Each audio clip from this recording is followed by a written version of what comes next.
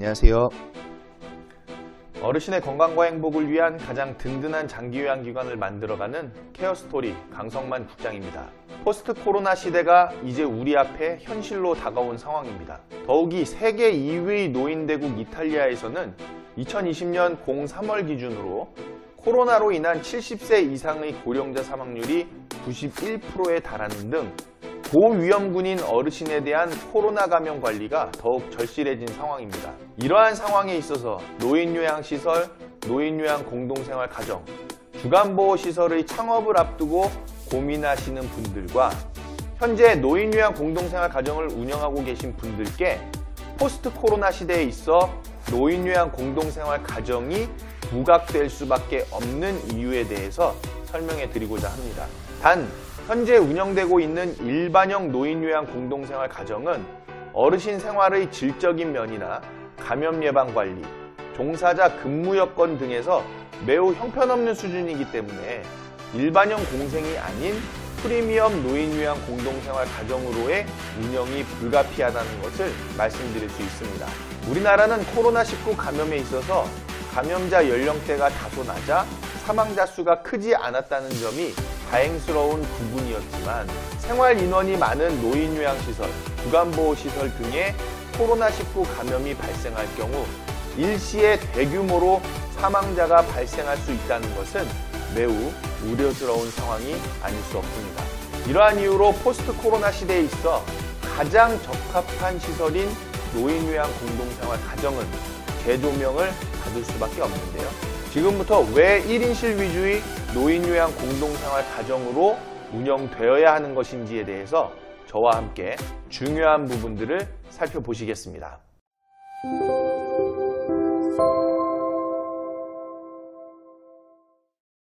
자, 먼저는 우리가 노인요양 공동생활 가정이 무엇인지 그것부터 우리가 한번 짚고 다시 한번 생각해 봐야 되겠죠. 노인복지법 제34조 제1항의 2에서는요. 노인요양 공동생활 가정을 치매, 중풍 등 노인성 질환 등으로 심신에 상당한 장애가 발생하여 도움을 필요로 하는, 여기서 중요한 거는 노인에게 가정과 같은 주거 여건과 그리고 급식, 요양, 그 밖에 일상생활에 필요한 편의를 제공함을 목적으로 하는 시설이라고 하고 있습니다. 특히나 이제 9인 이하의 시설을 바로 노인요양 공동생활 가정으로 지금 정해두고 있는 것이죠. 자, 그런데 노인요양 시설에 대한 정의도 우리가 한번 같이 살펴볼 필요가 있습니다. 노인복지법 34조에서는요. 노인요양 공동생활 가정과 내용은 똑같습니다. 자, 똑같은데 노인을 입소시켜 라고 되어 있죠. 나머지도 다 똑같습니다. 노인요양 공동생활 가정과 똑같죠. 자, 그러나 이제 노인요양시설은 정원 10인 이상의 시설을 얘기하고 있는 것이다. 그런데 노인요양 공동생활 가정은 정원 9인 이하의 시설이죠. 노인요양 공동생활 가정은 노인에게 가정과 같은 주거 여건을 제공하는 것이고 노인요양시설은 가정과 같은 주거 여건은 아니라는 겁니다. 그래서 단순히 노인을 그냥 입소만 시킨다는 것이죠. 여러분들이 상식적으로 생각하셨을 때에 가정과 같은 주거 여건을 어르신께 제공해 드리는 것이 좋을까요? 아니면은 시설과 같은 여건을 제공해 드리는 것이 좋을까요? 네, 당연히 가정과 같은 주거 여건을 제공해 드리는 것이 메리트가 있고 도움이 됩니다. 그래서 시설을 홍보하시는 분들께서 가정과 같은 환경, 이런 얘기를 많이 쓰죠. 또 가정과 같은 분위기.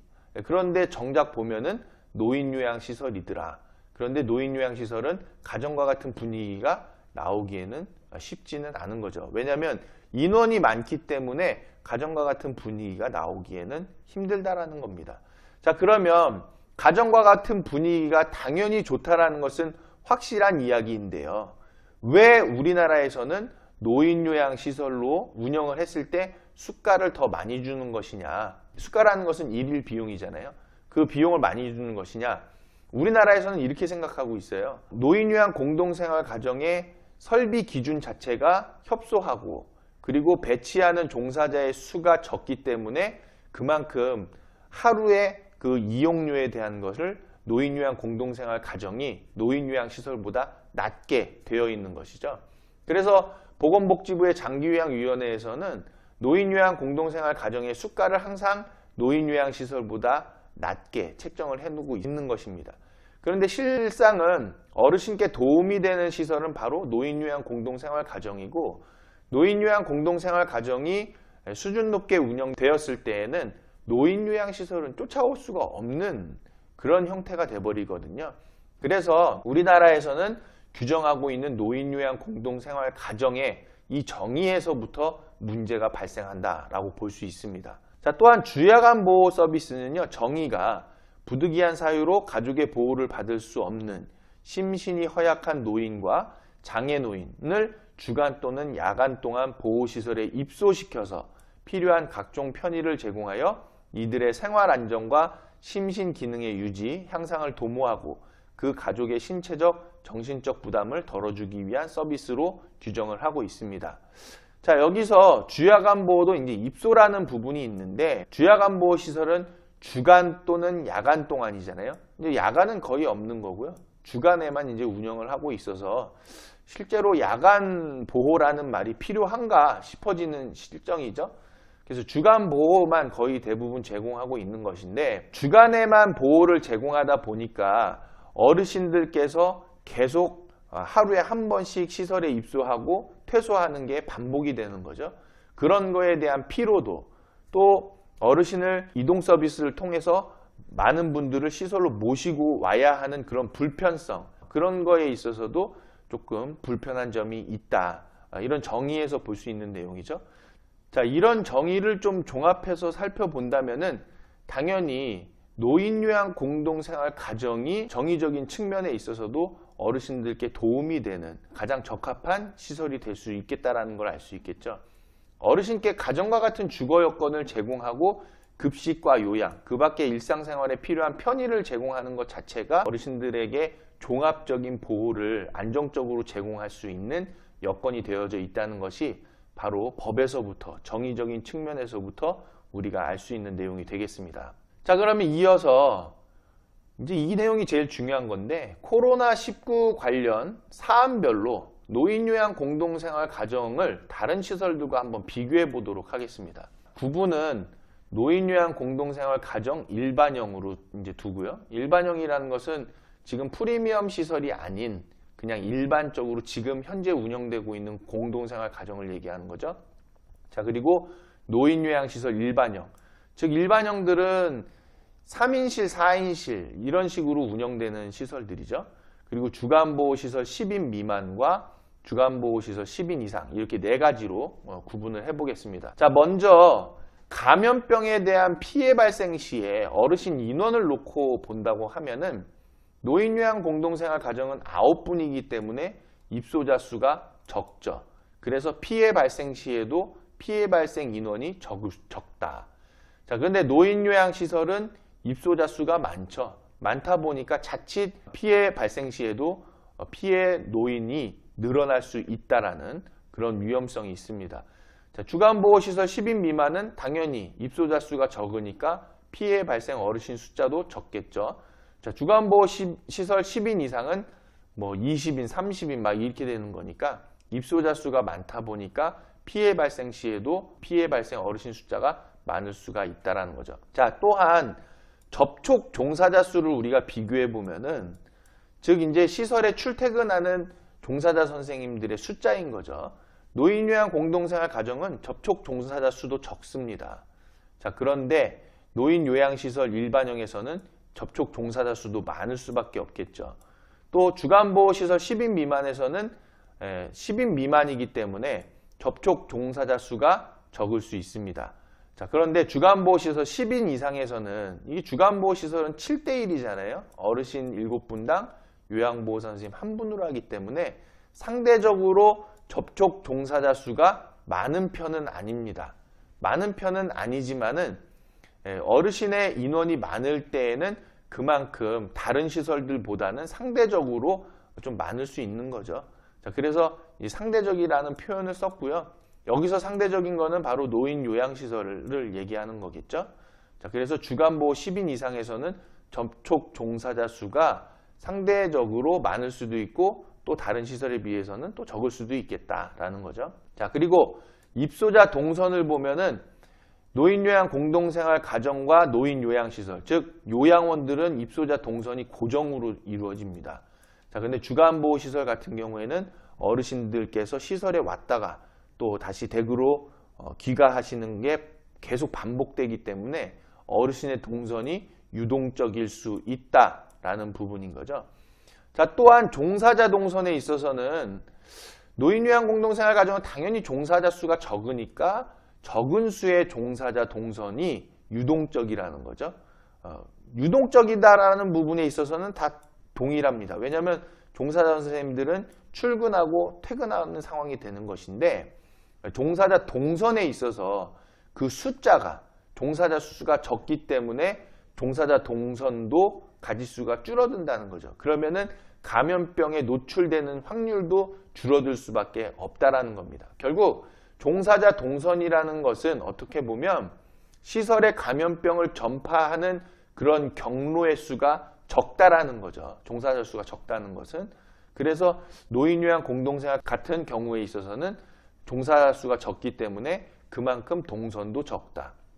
자, 그러면 노인요양시설은 종사자 수가 많으니까 당연히 유동적인 동선이 많을 수밖에 없는 것이죠. 자, 그리고 10인 미만의 주간보호시설도 마찬가지로 적은 수의 종사자 동선이 유동적이다. 자, 그리고 주간보호시설 10인 이상은 여기선 또 상대적일 수밖에 없는 거죠. 상대적으로 적은 수의 종사자 동선이 유동적일 수 있다라는 것이고, 때에 따라서는 노인요양 공동생활 가정과 비교했을 때에는 또 상대적으로 적은 수가 아니라 많은 수가 될 수도 있겠죠. 그만큼 종사자 동선이 유동적일 수 있다는 겁니다. 자, 코로나19가 유행하는 데 있어서 심각할 때는요, 노인요양 공동생활 가정이나 노인요양 시설은 면회 금지로 이런 조치를 하는 거죠. 그리고 시설에 방문객을 제한하는 걸로 조치가 되어집니다. 자, 그런데 주간보호시설은요, 일단 운영 중단이 권고가 됩니다.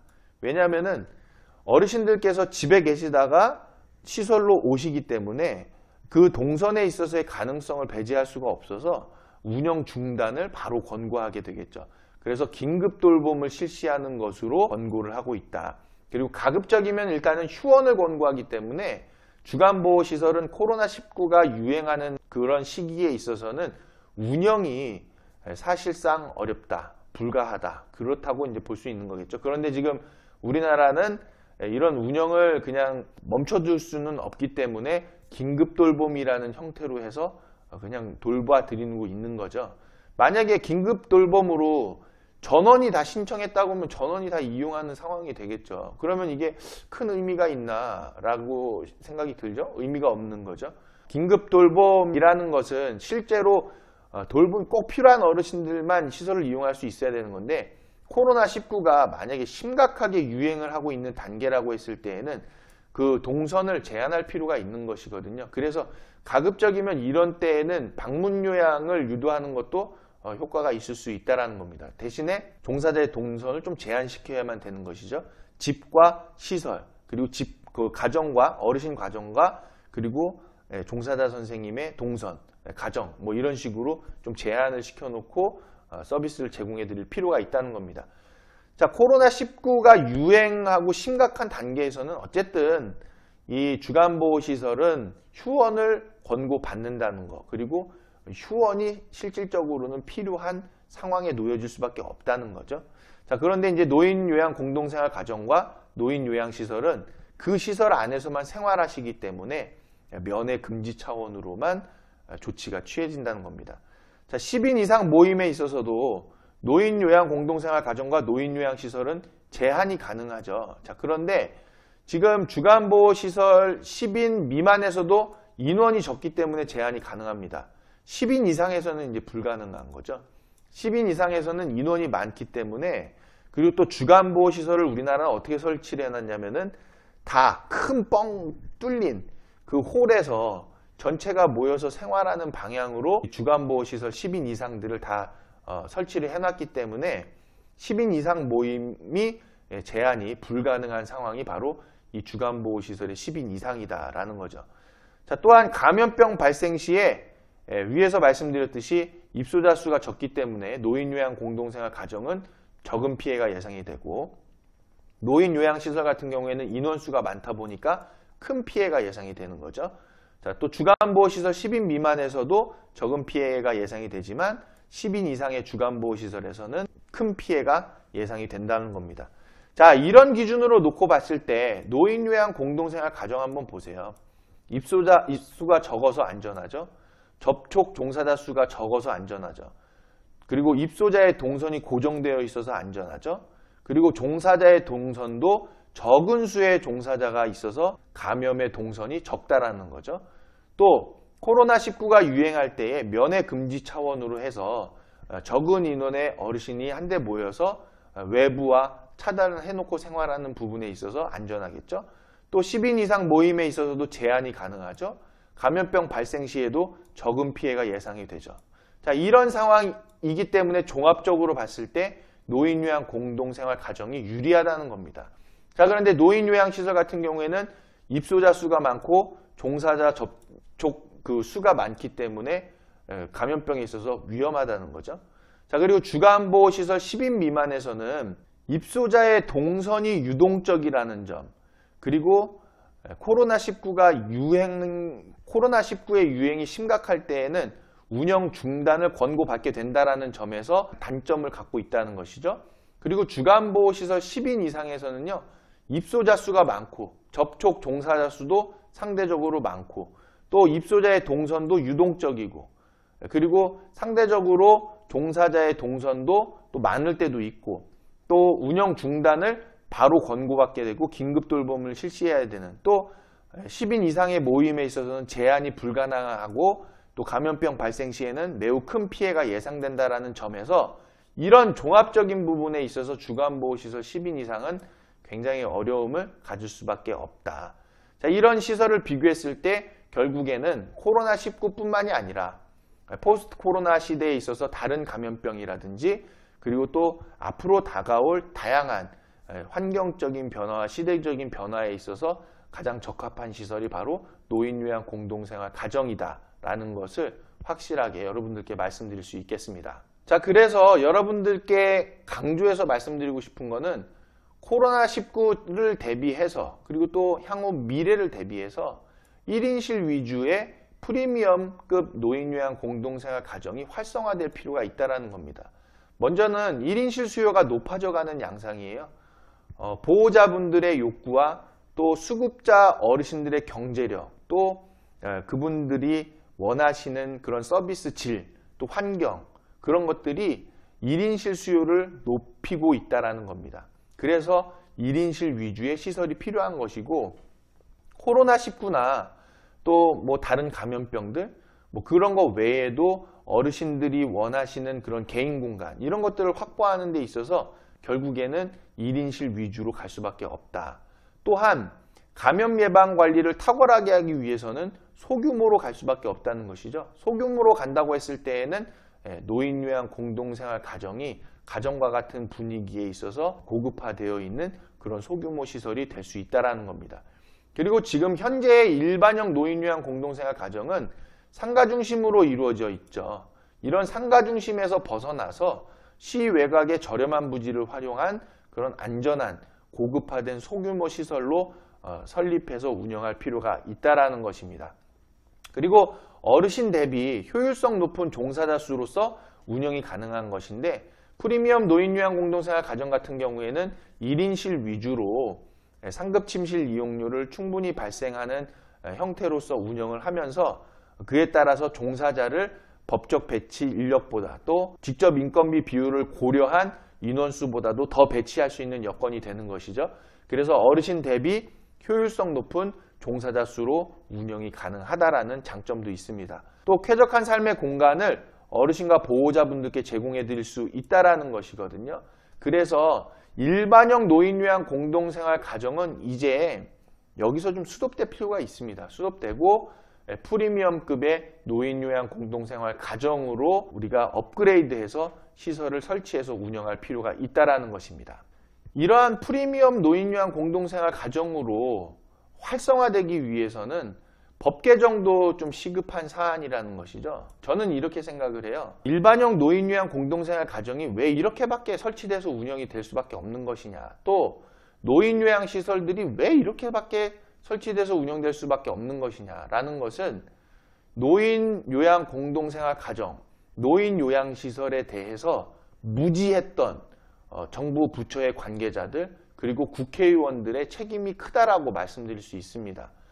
그분들이 제대로 된 정보를 가지고 그리고 어떤 방향으로 운영하는 것이 정말로 어르신들의 건강과 행복을 위해서 꼭 필요한 것이냐라는 것을 알았다면, 그 기준을 알았다면 과연 우리나라 노인복지법이 이 지경이 될 수 있었을까 하는 생각이 드는 거죠.